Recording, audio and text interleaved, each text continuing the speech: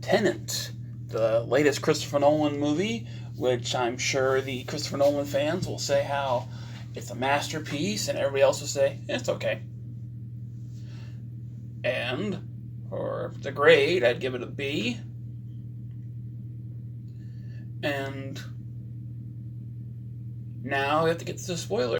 And everything you see in the trailers basically comes from the first hour of the movie.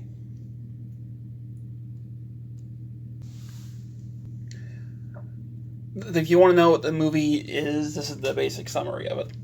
Or the basic summary of what I can remember. You have a main guy, we're calling him protagonist. He's on a mission at an opera house for some reason. He's called the American in the beginning. And he's going to pull somebody out who works for the same organization that he works for. I think it's the CIA. They weren't really, forward with what he was doing, like the details. Either that or he's working for Tenet all along.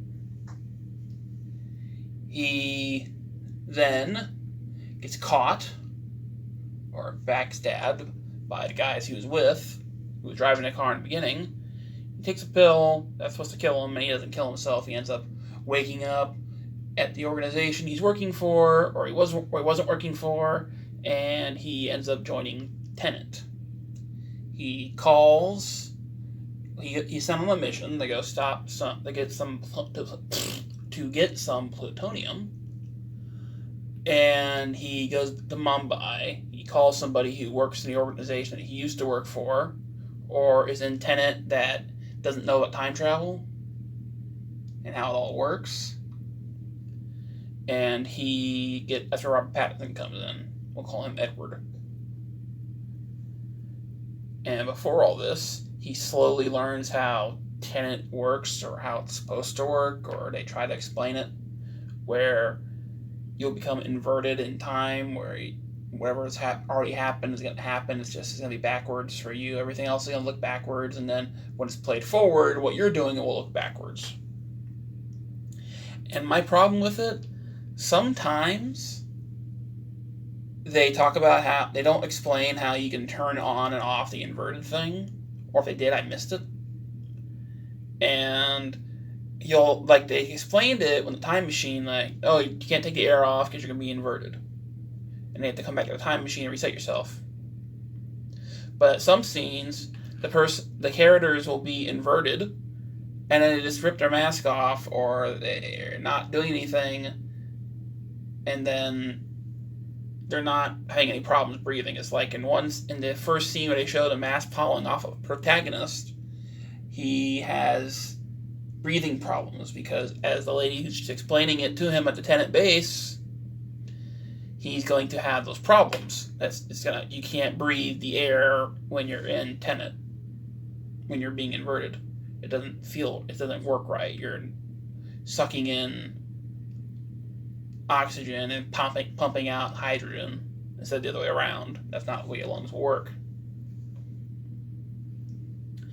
And that happens, and you get the example of how that is in the car crash scene, which is in the trailer, because the protagonist is driving the car that crashes. So then the plot goes down to the guy he was supposed to buy plutonium from wants to destroy the world, and he has something from the future which can destroy the world. It's a bomb that's going to make everything on the planet inverted, so the whole world will run backwards.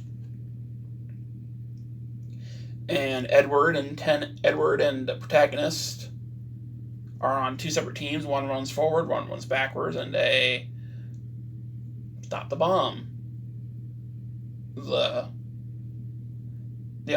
Another problem with this movie is he was constantly going after trying to save the woman, even though, in all reality, in a situation like that, I don't think he'd really care about the woman.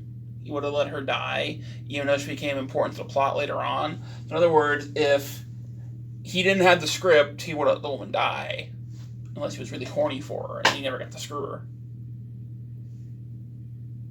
So it's going to be one of those things where stuff like pitch meetings and honest trailers and that are going to point out how it doesn't really make sense unless you had the script and you're planning this out like a puzzle. And surprise, surprise, Edward was recruited by Tenet, or protagonist. Because that's what he calls himself at the end. He calls himself protagonist. That's what I've been calling him that. That's a little surprise stinger. And he's the one who's been in charge all along. He's the one who started this. He's the one who started the organization for Tenet. He's the one that recruited Edward. And they leave it off as a little like stinger type thing, kind of like there could be a sequel, because this Edward walking to his death because protagonist saw him die. He says, "Oh, this is the end. We're at the end. I'm at the end of a beautiful friendship. You're at the beginning." And then Edward walks away, and he goes and kills the lady that backstabbed him, and says that he's the protagonist. And then the ends. So there could be a sequel with protagonist meeting Edward. As I said, it's a fine movie. It's nothing great. It's nothing like all the Nolan fans always say how great his movies are and how they're masterpieces. It's fine. It's an okay movie. It's decent enough. It's a B. I wouldn't suggest going to the theaters for it if you have problems with Wuhan stuff. If you can, get a screener copy or sale of 7 Seas or whatever. Or if it's on TV later on, because, it will be on demand in 3 months. Wait for 3 months. In all honesty. That's what I tell people. Wait for 3 months. You don't need to go see it.